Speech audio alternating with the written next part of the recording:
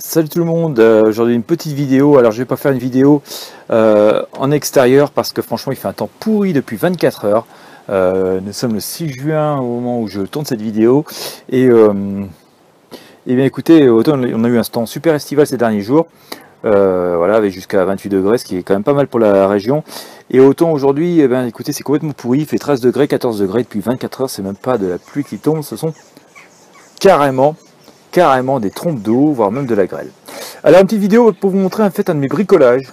Voilà, une petite serre que je me suis bricolée. Alors si vous regardez bien, il y a une espèce de structure métallique. Voilà, c'était une petite serre de jardin qu'on m'avait offert, qui a été achetée chez Amazon, avec voilà une serre de jardin avec une structure métallique et une bâche, et bien qui s'est révélée être une grosse merde, franchement. Bah écoutez, gardez votre argent plutôt que d'acheter ça. Voilà.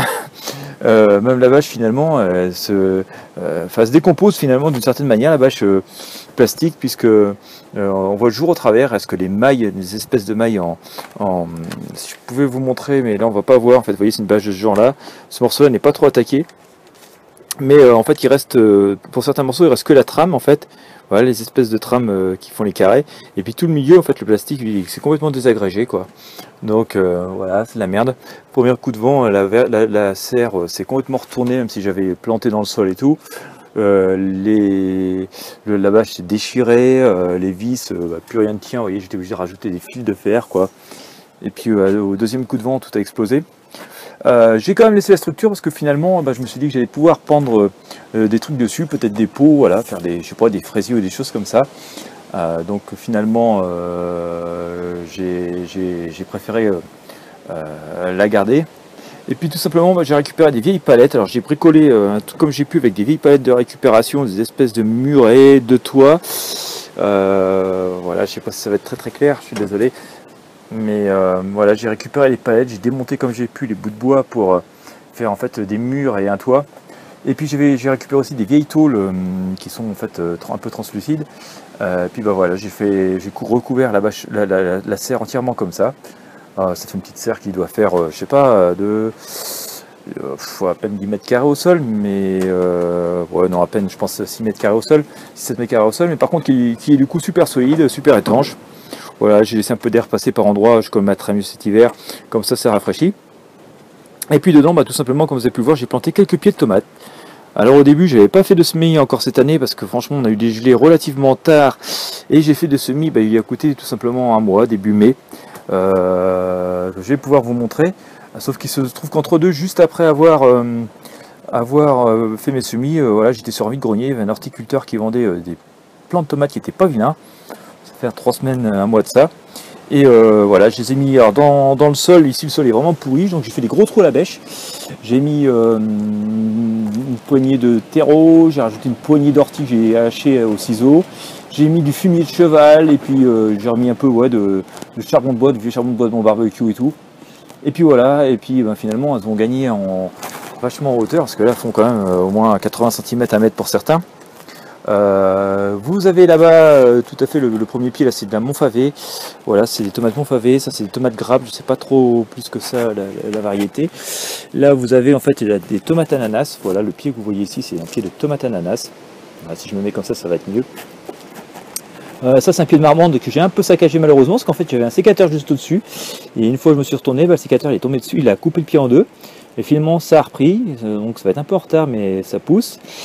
Et puis ici c'est un pied de tomate cerise que vous voyez ici, voilà, qui est très haut déjà, voilà, très beau. Voilà, j'en ai d'autres qui sont dans un autre abri, je vous montrerai aussi ce bricolage là, comment je l'ai fait, ça m'a coûté quand même pas grand chose. Mais voilà, si vous voulez faire des petites serres, vous retrouvez des palettes, il y a quand même moyen de faire... des fois dans les magasins de bricolage et tout ça, ils les foutent dehors parce que c'est des palettes perdues, ça les gêne plutôt qu'autre chose. Donc vous pouvez récupérer des palettes gratos. Et en bricolant, voilà, on peut faire plein de choses avec, puis finalement c'est super solide. Donc voilà, c'est une idée. Vous bricolerez sans doute mieux que moi encore. Hein, voilà, c'était juste pour vous filer l'idée d'utiliser des palettes et des tôles de récup. Voilà, et pourquoi pas garder la structure d'une vieille serre pourrie comme ça vous permet de pendre des trucs derrière. Et concernant les semis, finalement, puisque je vous avais dit que j'avais semé des tomates moi-même, alors finalement j'ai semé 3 variétés. Ça c'est des tomates que je ne connaissais pas du tout, j'ai trouvé un paquet de graines dans un magasin, un Carrefour tout bêtement. Ça s'appelle des tomates merveilles du marché. Voilà, Nous avons à peu près un mois, j'ai pas noté la date exactement, mais ça doit faire à peu près un mois. Juste derrière, vous avez des plants de tomates cœur de bœuf. Voilà, et tout au fond, les deux dernières, ce sont des plants de Saint-Pierre. Tout ça est très en retard. Ce qui est assez étonnant, et d'ailleurs ça m'intéresserait d'avoir votre avis, ce que vous en pensez, si c'est lié à l'espèce ou si c'est lié, je sais pas, au fait que le climat convient mieux à certaines espèces que d'autres.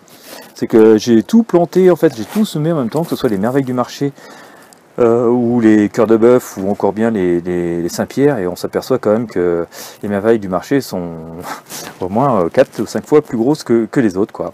Voilà. Donc du coup, c'est des tomates qui sont très en retard. Je parie sur le fait que l'automne soit relativement doux, que je puisse les garder longtemps.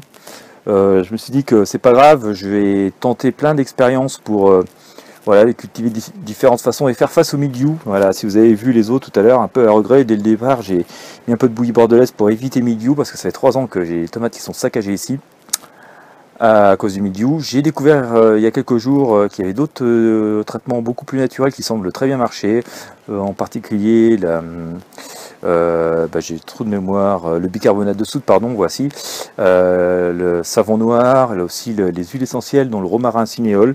Moi qui m'intéresse beaucoup aux huiles essentielles, ça m'a quand même assez vite interpellé, parce qu'effectivement, je me suis dit, vraiment, t'es un con Christophe, effectivement, il y a plein d'huiles essentielles qui sont antifongiques et tu aurais très bien pu les utiliser aussi pour ces tomates. Donc voilà, même si ces pieds de tomates que je suis en train de filmer, là, mes plants sont vraiment très en retard, je vais quand même essayer de les pousser le plus loin possible dans la saison.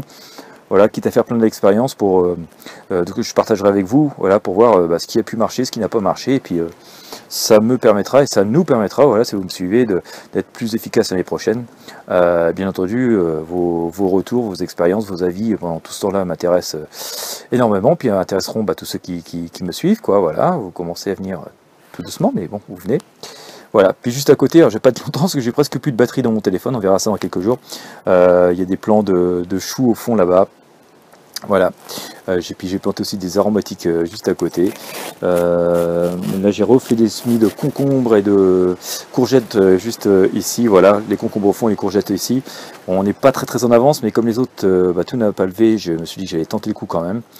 Voilà, j'y vais un petit peu à la dure cette année. Voilà, on va voir ce que ça va donner. Mais bon, concernant mes semis de concombres, courgettes, choux, ça date d'il y a 2 jours. On voit quand même que les choux par endroits commencent à germer. Les graines commencent à germer. Voilà, c'est assez sympa. Voilà.